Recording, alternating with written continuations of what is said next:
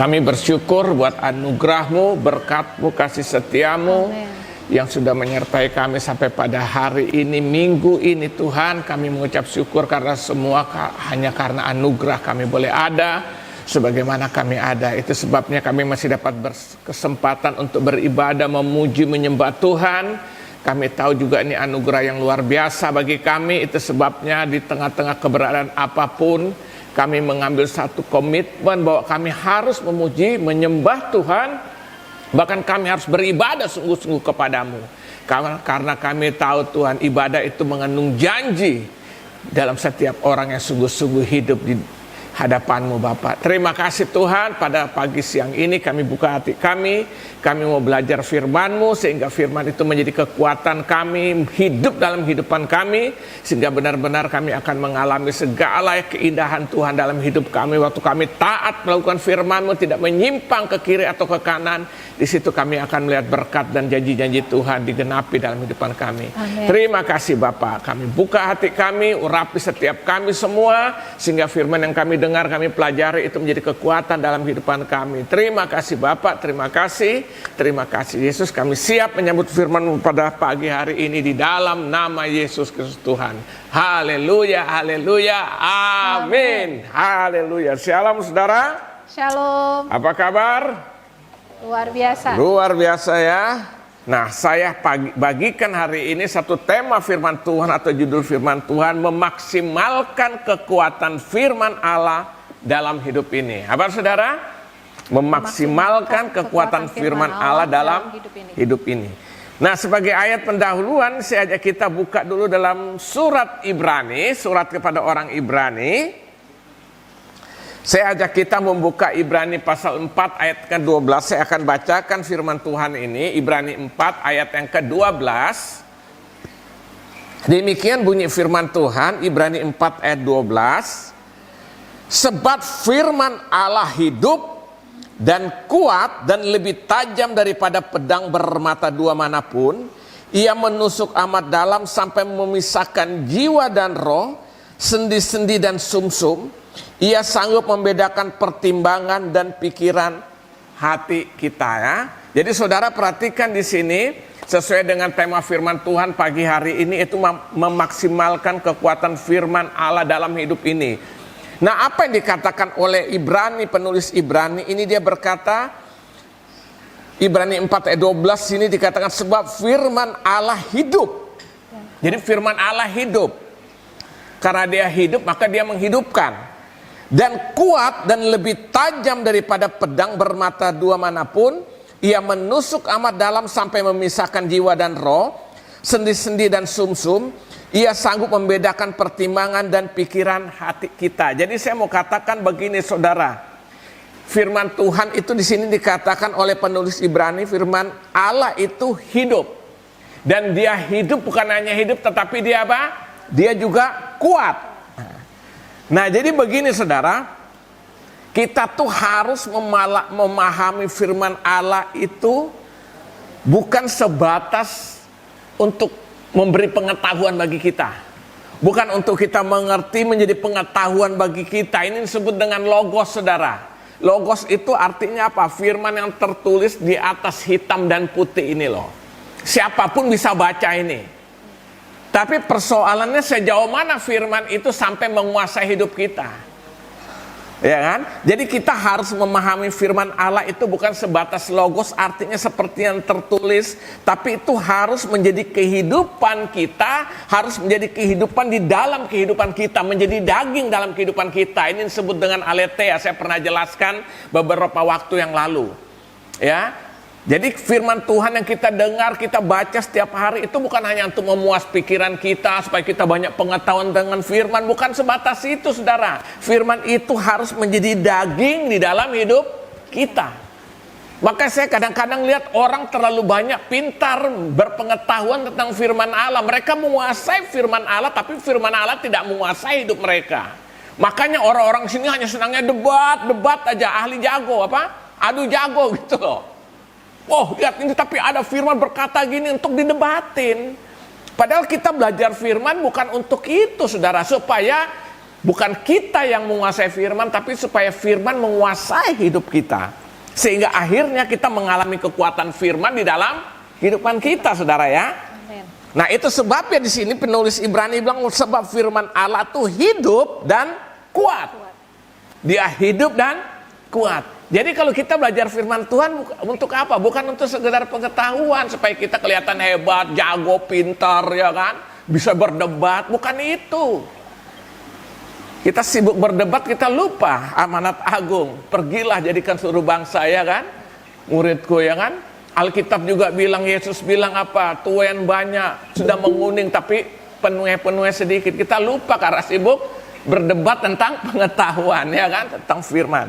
Nah, itu sebabnya hari ini kita harus memaksimalkan kekuatan firman Allah dalam hidup ini. Artinya apa? Kita harus mengerti firman Allah, lalu firman Allah itu menjadi daging dalam kehidupan kita, menjadi bagian di dalam kehidupan kita. Nah, coba saudara lihat apa yang dikatakan oleh Rasul Paulus.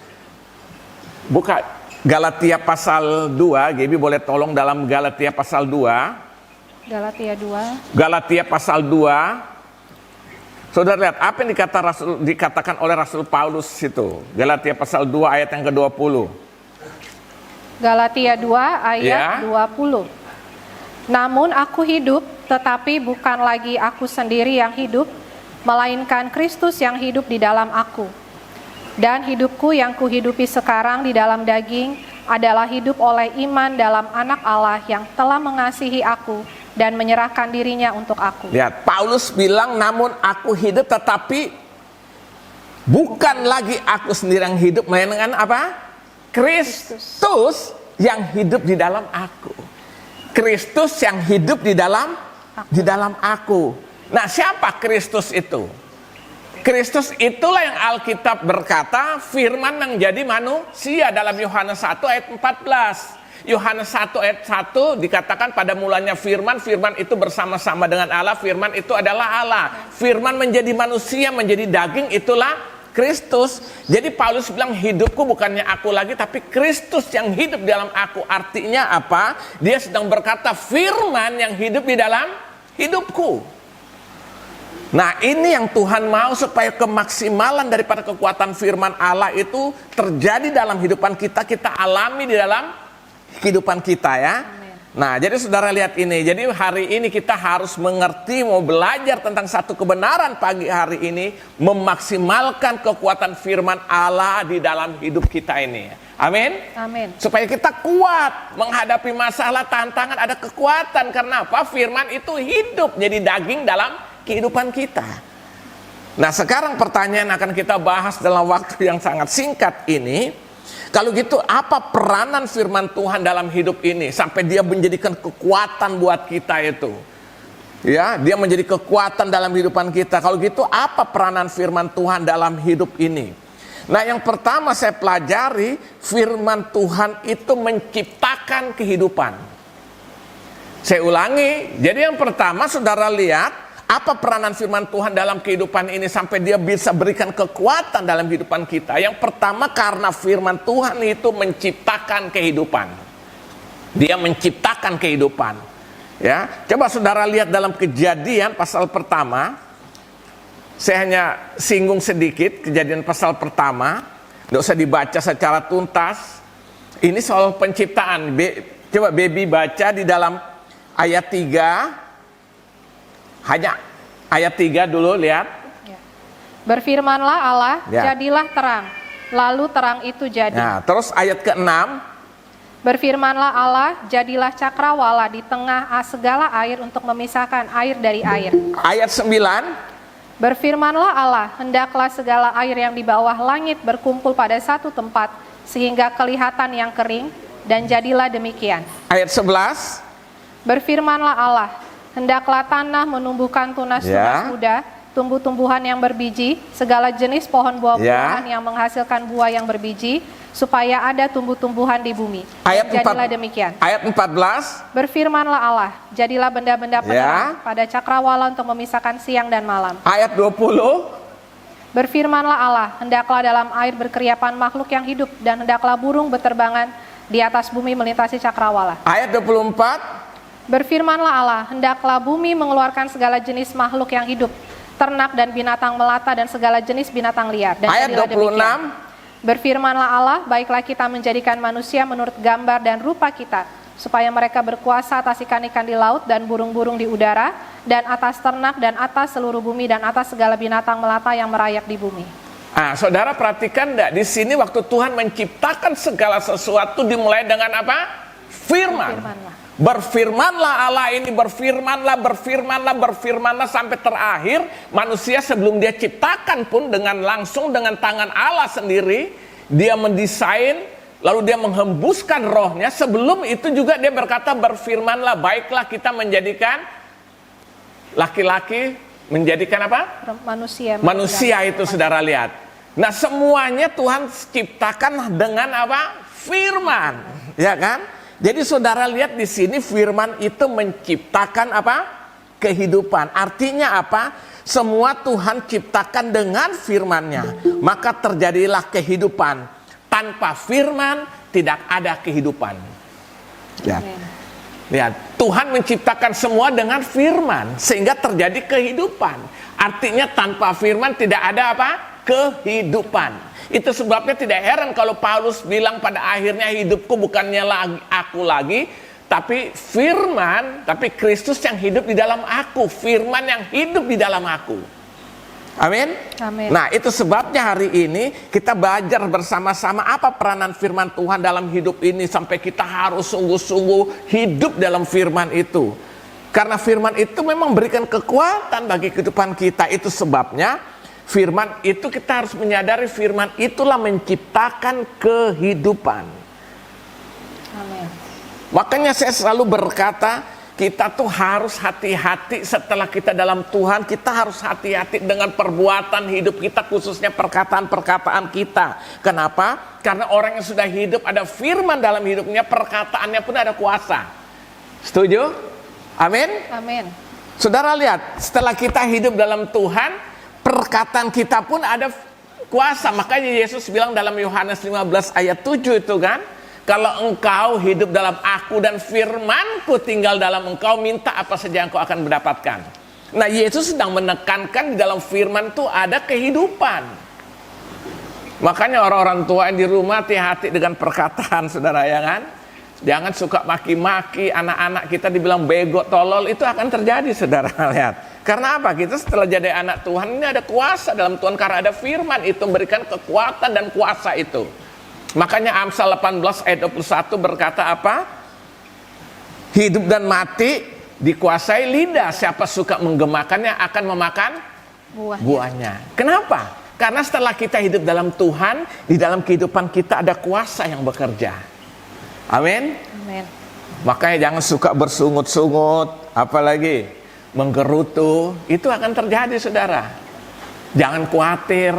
Karena apa? Firman Tuhan mengajar jangan khawatir. Jadi waktu kita khawatir, kita bertentangan dengan firman yang ada dalam kehidupan kita. Nah itu sebabnya yang pertama, apa peranan firman Tuhan dalam hidup ini? Yang pertama, firman Tuhan itu menciptakan kehidupan. Amin. Amin. Makanya saudara, kita sudah dalam Tuhan, kita harus mengerti ini. Makanya kalau Tuhan Yesus bilang jangan kamu khawatir. Kenapa? Dia tahu firman itu yang ada dalam kehidupan kita ada kekuatan kuasanya. Dia menciptakan, memberikan sesuatu kehidupan bagi kita. Amin. Nah ini yang pertama saudara, apa peranan firman Tuhan dalam hidup kita ini, sehingga kita memaksimalkan kekuatan Tuhan dalam hidup kita melalui firman itu. Kenapa? Karena firman Tuhan itu menciptakan kehidupan. Semakin kita baca, renungkan firman itu, simpan firman itu dalam kehidupan kita, maka saat yang bersamaan kita mendapatkan kekuatan dan kehidupan oleh firman Tuhan itu. Amin. Ini yang pertama.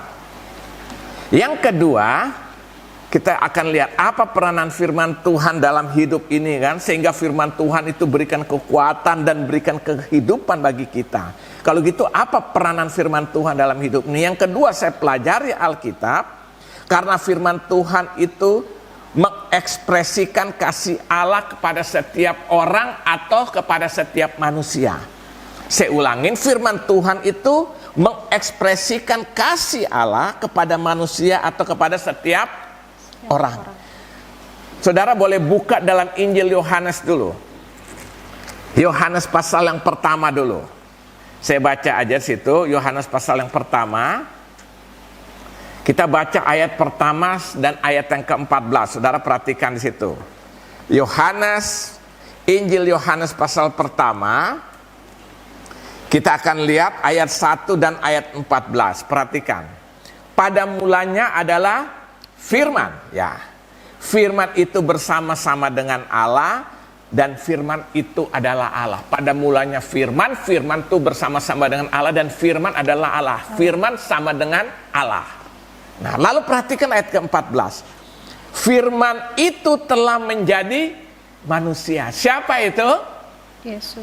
Yesus Kristus. Dan diam di antara kita, dan kita telah melihat kemuliaannya, yaitu kemuliaan yang diberikan kepadanya sebagai anak tunggal Bapa, penuh kasih karunia dan kebenaran. Lihat. Pada mulanya firman bersama-sama dengan Allah, dan firman itu adalah Allah. Lalu firman itu menjadi manusia, diam di antara kita. Siapa dia? Itulah Yesus Kristus Tuhan itu. Saudara lihat. Jadi Yesus datang ke dunia ini, kalau saudara bandingkan dengan Yohanes 3 ayat 16, ya kan? Yesus datang ke dunia ini, firman itu menjadi manusia, itu karena kasih Allah yang diberikan pada manusia. Karena begitu besar kasih Allah akan isi dunia ini, sehingga diberikannya anaknya yang tunggal, supaya setiap orang yang percaya kepadanya tidak binasa, melainkan beroleh hidup yang kekal. Jadi Allah mengekspresikan kasihnya kepada manusia melalui siapa? Firman yang menjadi manusia, itulah Yesus. Jadi, nah saudara lihat di sini. Jadi peranan firman Tuhan dalam hidup ini apa? Firman itu mengekspresikan kasih Allah kepada manusia, kepada setiap orang yang percaya, orang yang sungguh-sungguh hidup dia. Maka firman itu merupakan ekspresi daripada kasih Allah yang diberikan kepada apa? Manusia. Nah coba tolong baca Filipi 2 ayat 5 sampai dengan ke-8. Baby tolong baca Filipi 2 ayat 5 sampai 8. Hendaklah kamu dalam hidupmu bersama menaruh pikiran dan perasaan yang terdapat juga dalam Kristus Yesus, yang walaupun dalam rupa Allah, tidak menganggap kesetaraan dengan Allah itu sebagai milik yang harus dipertahankan, melainkan telah mengosongkan dirinya sendiri dan mengambil rupa seorang hamba dan menjadi sama dengan manusia. Dan dalam keadaan sebagai manusia, ia telah merendahkan dirinya dan taat sampai mati, bahkan sampai mati di kayu salib. Yesus mengosongkan diri, tidak menganggap kesetara dengan Allah, datang menjadi manusia, mengosongkan diri, bahkan taat sampai mati di atas kayu salib. Siapa itu? Itulah firman yang menjadi manusia. Itulah yang kita kenal di dalam Kristus Yesus Tuhan. Maka ayat 8 saya ulangi, dan dalam keadaan sebagai manusia, ia telah merendahkan dirinya dan taat sampai mati, bahkan sampai mati di atas kayu salib. Jadi saudara lihat, ini bukti kasih Allah yang diekspresikan kepada manusia melalui apa? Firman yang menjadi manusia. Jadi saudara lihat di sini, apa peranan firman Tuhan dalam hidup ini? Apa saudara? Ya, firman itu mengekspresikan kasih Allah kepada setiap orang, kepada setiap manusia. Dan tuh yang mau menerima dia sebagai Tuhan dan Juru Selamat. Jadi kalau kita ingin merasakan dan menikmati kasih Allah, gak ada cara lain, hiduplah dalam firman Tuhan. Hiduplah sesuai dengan firman Tuhan. Bagaimana kasih Allah saudara bisa rasakan dalam hidup? Gak ada cara lain, hidup sesuai firman, hidup berjalan sesuai dengan firman Tuhan. Kita akan merasakan dan menikmati yang namanya kasih Allah di dalam kehidupan ini. Udah gak ada lain saudara. Hidup aja sesuai dengan firman, berjalan aja sesuai dengan firman. Maka kita akan menikmati kasih Allah dalam kehidupan kita. Dan akhirnya kasih Allah itu akan terpancar keluar dari kehidupan kita bagi sesama. Amin. Amin. Saya waktu baca dalam contoh dalam Lukas 10, kalau saudara baca itu ya, tentang orang Samaria yang baik hati itu kan. Saudara lihat, datang orang-orang Farisi, ahli Taurat, para imam-imam mencobai Tuhan Yesus. Apa yang kami harus lakukan ya? Karena menurut hukum Taurat mengajar kasih Tuhan Allahmu dengan segenap hatimu, jiwamu, dan kekuatanmu. Yesus bilang, ya lakukan itu. Lalu dia bertanya lagi. Mereka bertanya untuk apa? untuk mencoba Yesus. Nah, Yesus mulai menceritakan satu perumpamaan. Ada seorang yang sedang lewat, dia dirampok, direbut, lalu dia dianiaya. Datang imam-imam yang kebetulan lewat di tempat seorang yang sedang dianiaya dalam keadaan sekarat, barangnya habis, badan tubuhnya hancur dianiaya. Imam-imam nih yang mengaku katanya apa? Ngerti firman, ya kan? Dia lihat sengaja dia menghindar, dia tidak mau menolong. Datang lagi orang-orang Farisi pun sama, dia lihat dia menghindar, tidak mau menolong. Tiba-tiba datang orang Samaria. Saudara lihat, Samaria. Nah, orang Samaria adalah orang yang tidak termasuk golongan orang Yahudi. Jadi orang Samaria itu kelasnya KW2, saudara. Karena dia itu adalah perkawinan campur dari antara orang-orang Yahudi dengan orang-orang di luar suku-suku orang Yahudi itu kawin punya anak. Nah, keturunan ini namanya Samaria, tidak diperhitungkan. Tapi waktu dia lihat ini, dia menolong, dia merawat, dia obati, dia bawa ke tempat penginapan, dia bawa menginap, lalu dia bilang nanti aku akan kembali sekiranya masih ada hitung-hitungan yang kurang, katakan lagi Tuhan, nanti aku akan lunasi, aku akan bayar. Lalu Yesus tanya, siapa yang manusia, yang sesama manusia? Orang Farisi itu menjawab, ya inilah orang Samaria ini kan. Lalu bilang, kalau itu perbuatlah seperti apa yang diajarkan itu. Nah, saudara boleh baca nanti di Lukas 10 ayat 25 sampai 37 supaya saudara jelas. Ini saya hanya ceritakan secara singkat saja. Saudara lihat, kenapa saudara lihat? Orang ini ahli Taurat, jago firman. Para imam-imam Yahudi ya udah pastilah itu, mungkin saya bayangkan jalannya tuh pakai apa tuh kayak sial, saudara tahu dilihat itu loh. Dengan jubahnya yang panjang, pegang Alkitabnya mungkin gede Taurat ya kan, sambil ngangguk-ngangguk, wibawa banget. Orang Samaria yang tidak termasuk kelas hitungan, justru dia menyatakan kasih dalam kehidupannya. Amin. Nah, Tuhan Yesus bilang orang inilah orang yang sesungguhnya. Lihat, tidak masuk hitungan dalam pandangan manusia, tapi Tuhan lihat kehidupan yang sungguh-sungguh hidup dalam kasih. Nah, jadi waktu saya mau katakan hari ini, firman Tuhan itu mengekspresikan kasih Allah kepada setiap kita, kepada setiap manusia. Jadi kalau kita mau atau ingin merasakan dan menikmati kasih Allah dalam hidup ini, nggak ada cara lain, hidup dalam firman. Amin. Saudara hidup dalam firman, pasti saudara akan hidup dalam kasih itu. Saudara akan menikmati kasih itu, dan akhirnya hidupmu bisa menjadi kesaksian bagi orang lain, menjadi berkat bagi orang lain. Amin. Nah, ini yang kedua, saudara. Yang kedua, jadi peranan firman Tuhan dalam hidup ini, yang pertama, firman itu menciptakan kehidupan. Yang kedua, firman itu mengekspresikan kasih Allah kepada setiap manusia atau kepada setiap orang. Amin. Karena Yesus itulah firman menjadi manusia yang datang ke dunia ini oleh karena kasih Allah kepada manusia. Ya, jadi tidak ada cara lain. Amin. Jadi yang kedua, firman itu mengekspresikan kasih Allah. Jadi kalau saudara ingin merasakan kasih Allah, ingin menikmati kasih Allah dalam hidup ini, hiduplah dalam firman, taatilah firman.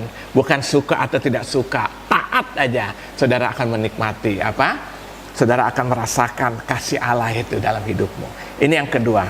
Yang ketiga, kita lihat yang ketiga, kita lihat apa peranan firman Tuhan dalam hidup ini ya, yang sehingga bisa berikan satu maksimal kekuatan dalam hidup kita ini. Yang ketiga, saya pelajari itu, yaitu firman Tuhan dapat mengubah kehidupan seseorang. Jadi saudara lihat, peranan firman Tuhan di dalam hidup ini, karena firman Tuhan dapat mengubah kehidupan seseorang. Kita tetap dalam surat Ibrani tadi. Saudara buka dalam Ibrani pasal yang ketiga. Ibrani pasal yang ketiga ayat yang ke-15, saya akan baca di situ. Di situ dikatakan demikian oleh surat Ibrani ini, tetapi apabila pernah dikatakan pada hari ini, jika kamu apa? Jika kamu mendengar suaranya, suara siapa? Suara Tuhan itu, suara firman Tuhan itu, janganlah apa? Keraskan hatimu seperti dalam kegeraman. Saya ulangi. Tetapi apabila pernah dikatakan, pada hari ini jika kamu mendengarkan suaranya, suara Tuhan adalah firman itu sendiri, janganlah keraskan hatimu seperti dalam kegeraman. Jadi jelas yang ketiga, saudara lihat sini, firman Tuhan dapat mengubah kehidupan apa? Seseorang. Jangan keraskan hatimu. Nah, firman Tuhan itu dapat mengubah kehidupan siapapun selama hatinya terbuka untuk firman. Maksudnya artinya begitu, saudara. Makanya di sini kalau engkau mendengar suaraku hari ini, jangan keraskan apa? Hatimu. Dengarkan suara arti mendengarkan apa? Firman Tuhan, jangan keraskan hati. Kenapa? Firman Tuhan itu sanggup mengubah kehidupan seseorang. Seseorang hanya dapat diubahkan oleh firman. Tidak ada orang bertobat karena kalah debat. Tapi seseorang bisa berubah hidupnya, bertobat karena firman Tuhan. Dia dengar, Roh Kudus menjamah hidupnya, terjadi satu perubahan. Nah, saya beri contoh tentang seorang rasul yang sangat terkenal dalam hidup kekristenan, penulis Alkitab Perjanjian Baru yang paling banyak, di mana Tuhan pakai dia, Roh Tuhan mengilhaminya untuk menulis firman Tuhan paling banyak, yang namanya siapa? Paulus. Rasul Paulus. Sebelumnya bernama Saulus. Nah, tapi saudara lihat apa yang terjadi dalam kehidupannya waktu dia berjumpa dengan firman itu, hidupnya berubah total. Jadi boleh baca dalam Kisah Rasul 9 ayat 3 sampai ayat ke-6. Kisah Rasul 9 ayat 3 sampai 6. Dalam perjalanannya ke Damsyik, ketika ia sudah dekat kota itu, tiba-tiba cahaya memancar dari langit mengelilingi dia. Ia rebah ke tanah dan kedengaranlah olehnya suatu suara yang berkata kepadanya, "Saulus, Saulus, mengapakah engkau menganiaya aku?" Jawab Saulus, "Siapakah engkau, Tuhan?" Katanya, "Akulah Yesus yang kau aniaya itu. Tetapi bangunlah dan pergilah ke dalam kota. Di sana akan dikatakan kepadamu apa yang harus kau perbuat." Lihat, saudara lihat. Nah, ini semua menceritakan tentang bagaimana pertobatan seorang bernama Saulus yang akhirnya kita tahu namanya menjadi Rasul Paulus. Ya, Tuhan pakai luar biasa. Waktu dia sedang perjalanan ke Damsyik, tujuan untuk menganiaya orang-orang Kristen yang ada di Damsyik, ternyata dalam perjalanan itu dia tiba-tiba melihat satu cahaya terang yang menyinari dia sampai dia tidak bisa melihat, dia mengalami buta, dia jatuh. Bersama dengan itu di ayat yang keempat berkata demikian, ia rebah ke tanah dan kedengaran olehnya suatu suara. Lihat, suatu suara yang berkata kepadanya, "Saulus, Saulus, mengapakah engkau menganiaya aku?" Jawab Saulus, "Siapakah engkau, Tuhan?" Katanya, "Akulah Yesus yang kau aniaya." Lihat, ayat 4 dia mendengar suatu suara. Artinya apa? Dia mendengar firman yang berkata, "Saulus, Saulus, mengapa engkau menganiaya aku?" Lalu Saulus bertanya, "Siapa engkau?" Dia bilang, "Akulah Yesus yang kau aniaya." Jadi saudara lihat, sejak saat itulah Saulus tuh hidupnya berubah total 180 derajat. Tadi dia sudah beragama, tadi dia sungguh-sungguh beragama, tapi sayang dia tidak bertuhan. Jadi orang beragama belum tentu bertuhan, tapi orang bertuhan pasti Nah, itu bedanya, saudara ya. Saulus kan orang beragama, ahli Taurat, tapi dia kerjanya hanya nyusahin orang, nyiksa orang, nganiaya orang yang tidak sama dengan dia bantai. Tapi dalam perjalanan ke Damsyik dengan tujuan sama untuk menganiaya orang-orang Kristen yang ada pada saat itu di daerah Damsyik. Di situ dia berjumpa dengan Yesus yang adalah firman yang menjadi manusia. Ya, dia dengar suara itu, dengar firman itu. Dan sejak saat itu Paulus berubah total di dalam kehidupannya. Amin. Artinya apa, saudara? Artinya, saudara lihat, firman itu mengubah kehidupan seseorang, khususnya dalam konteks ini Saulus berubah menjadi Paulus. Amin. Dan Tuhan pakai dia luar biasa sejak saat itu. Dulu dia menganiaya nama yang dia sebut itu, yang dulu dia benci nama itu, nama Yesus. Akhirnya sekarang dia rela mati terpenjara sekalipun untuk nama yang sama, yang pernah berkata akhirnya, hidupku bukannya aku lagi, tapi Kristus yang hidup di dalam aku. Firman yang hidup dalam aku hidup untuk itu. Saudara lihat ya. Jadi saudara lihat, firman Tuhan dapat mengubah hidup seseorang, ya kan? Makanya kita jangan suka meremehkan firman, saudara.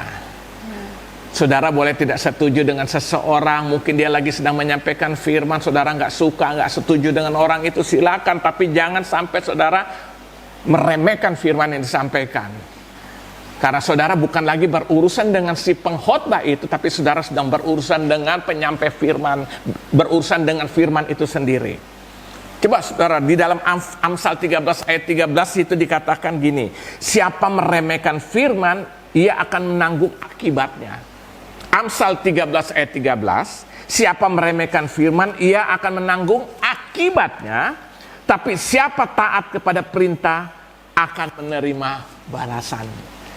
Nah, saya pakai menerima balasan, menerima berkat lah gitu kira-kira, ya kan? Saudara lihat. Amsal berkata, siapa meremehkan firman, ia akan menanggung akibatnya. Ada akibatnya akan dia tanggung. Tapi siapa taat kepada perintah, taat kepada firman, akan menerima balasan. Jadi mulai hari ini jangan remehkan firman, karena waktu kita meremehkan firman berarti kita meremehkan Tuhan Yesus. Firman menjadi manusia. Dan waktu kita meremehkan firman, sama juga kita meremehkan Allah. Pada mulai firman bersama-sama dengan Allah, dan firman itu adalah Allah. Nah, orang yang meremehkan akan menanggung akibatnya. Tapi orang yang taat pada firman menerima berkat, kasih anugerah Tuhan dahsyat dalam hidupannya. Amin. Amin. Nah, saudara lihat ya. Jadi firman Tuhan itu dapat mengubah kehidupan seseorang. Paulus berubah karena berjumpa dengan firman yang menjadi manusia, itulah Yesus. Hidupnya berubah 180 derajat, berbalik hidupnya sampai Tuhan pakai menjadi alat yang heran dalam tangan Tuhan, ya. Jadi yang ketiga saudara lihat, kita lihat peranan firman Tuhan dalam hidup ini sehingga kita bisa maksimal, firman itu menjadi maksimal dalam hidup kita. Yang ketiga, firman Tuhan mengubah kehidupan seseorang. Amin. Nah, itu sebabnya pagi hari ini kita harus sungguh-sungguh hidup dalam firman. Yang keempat, yang terakhir kita lihat apa peranan firman Tuhan dalam hidup ini, ya, sehingga kita harus maksimal dalam firman itu. Yang keempat, firman Tuhan itu adalah kunci kerajaan sorga. Udah mau masuk surga, ikut firman. Gampangnya gitu. Coba buka dalam Injil Matius pasal 16. Matius pasal yang ke-16, kita lihat ayat yang ke-19. Di situ dikatakan, lihat, Yesus berkata kepada pengakuan pada Petrus ini, ya. Lihat. Matius 16 ayat 19. Ya. Kepadamu akan kuberikan kunci kerajaan sorga. Ya. Apa yang kau ikat di dunia ini akan terikat di sorga, dan apa yang kau lepaskan di dunia ini akan terlepas di sorga. Yesus bilang kepada Petrus, kepadamu akan apa? Kuberikan kunci kerajaan sorga. Apa yang kau ikat di dunia ini akan terikat di surga. Apa yang kau lepaskan di bumi ini akan terlepas di surga. Nah, sekarang coba saudara bisa bandingkan dengan Roma 10 ayat 8. Roma 10 itu ayat 8. Jadi karena kita ada firman, maka firman itu memberi, tadi saya sudah katakan apa? Menjadikan kuasa. Makanya di sini Petrus, Tuhan bilang kepada Petrus apa? Apa yang kau lepaskan di bumi terlepas di surga. Apa yang kau ikat di bumi terikat di surga. Artinya apa? Firman itu memiliki kekuatan yang luar biasa bagi orang-orang yang hidup di dalamnya. Makanya dalam Roma 10 ayat 8, coba saudara lihat situ. Roma 10 ayat 8. Tetapi apakah katanya ini, firman itu dekat kepadamu? Yes, ulang, firman itu dekat kepadamu, yakni di dalam mulutmu, dan di dalam hatimu. Itulah firman iman yang kami beritakan. Jadi orang yang hidup dalam Tuhan sungguh-sungguh firman hidup secara maksimal dalam hidupannya, ada satu kuasa dan kekuatan yang luar biasa sampai Tuhan Yesus bilang kepada Petrus, apa yang kau ikat di bumi terikat di surga, apa yang kau lepaskan di bumi terlepas di surga. Berarti kekuatannya itu dahsyat luar biasa. Amin. Ya, seakan-akan firman Tuhan itu menjadi kunci kerajaan surga. Jadi buat saya masuk surga, saudara, bukan sekedar berbuat baik, tapi hidup dalam firman. Karena kita hidup dalam firman, pasti kita akan hidup baik. Orang yang hidup baik aja belum tentu orang hidup dalam firman. Tapi orang yang hidup dalam firman pasti hidupnya akan baik atau akan berbuat baik. Jangan dibalik-balik, saudara. Ada orang hidupnya baik, sosialnya tinggi, banyak, saudara. Tapi pertanyaan bukan karena firman, iya kan? Ya. Apalagi kalau sudah mau masuk ada acara-acara tertentu, dia mencalonkan diri, jadi baik semua, saudara. Ya kan? Apa karena firman? Bukan. Kalau kita tidak, orang mau baik tidak baik, firman tetap mendorong kita berbuat baik. Amin. Amin. Karena firman itu adalah Kristus Yesus sendiri yang merupakan kasih Allah yang diberikan bagi manusia. Ya, jadi saudara lihat yang keempat, peranan firman Tuhan itu adalah kunci kerajaan surga. Apa yang kau ikat di bumi terikat di surga, apa yang kau lepaskan di bumi terlepas di surga. Firman itu sedang berbicara tentang firman yang penuh kuasa itu, yang memerdekakan. Maka Yesus bilang, kalau kau mengenal kebenaran, siapa kebenaran? Firman itu. Engkau akan dimerdekakan. Yohanes 8 tuh baca di situ. Kalau engkau mengenal kebenaran, kebenaran akan memerdekakan. Kebenaran itu adalah firman Tuhan itu sendiri, akan memerdekakan. Itu sebabnya hari ini, jadi waktu kita hidup di dalam firman, sesuai firman Tuhan, dan memegang firman Tuhan, maka kita sudah menikmati kerajaan surga. Jadi waktu saya hidup dalam firman, saya memegang firman untuk dalam hidupku setiap hari, maka saya sedang hidup dan menikmati kerajaan surga. Kerajaan surga itu bukan nanti, mulai sekarang kita sudah bisa menikmati, saudara. Itu ada damai sejahtera, ada sukacita dalam hidup, dalam keluarga ada damai, ada sukacita, ya kan? Tapi kalau piring terbang setiap hari itu bukan kerajaan surga. Ya kan? Firman, bayangkan kalau setiap kita hidup dalam firman, inilah kerajaan Allah, ada damai sejahtera, ada sukacita, kan?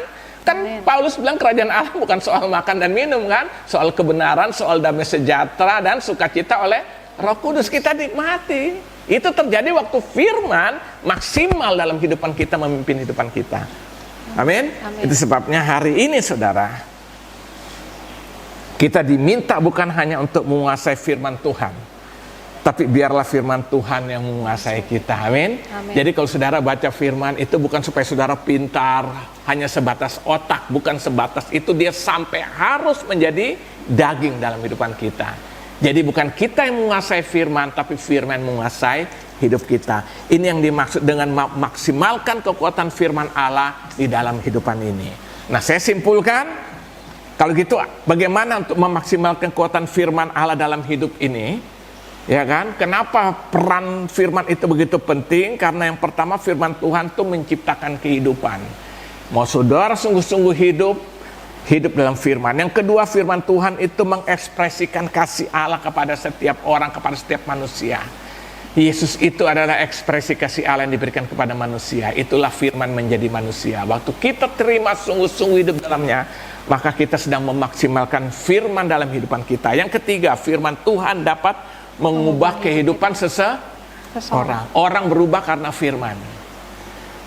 Firman menjamah seseorang, Roh Kudus bekerja, dia pasti berubah. Yang keempat, yang terakhir, firman Tuhan adalah kunci kerajaan surga. Mau masuk surga, ikut firman, berjalan dalam firman. Maka Alkitab berkata, Mazmur 119 ayat 105, firman itu pelita bagi kakiku, terang dalam jalanku. Kita tahu kemana kita pergi karena firman menerangi kehidupan kita. Haleluya, kiranya Tuhan memberkati saudara semua, dan kita menikmati janji berkat Tuhan sepanjang kehidupan kita. Haleluya, haleluya. Amin.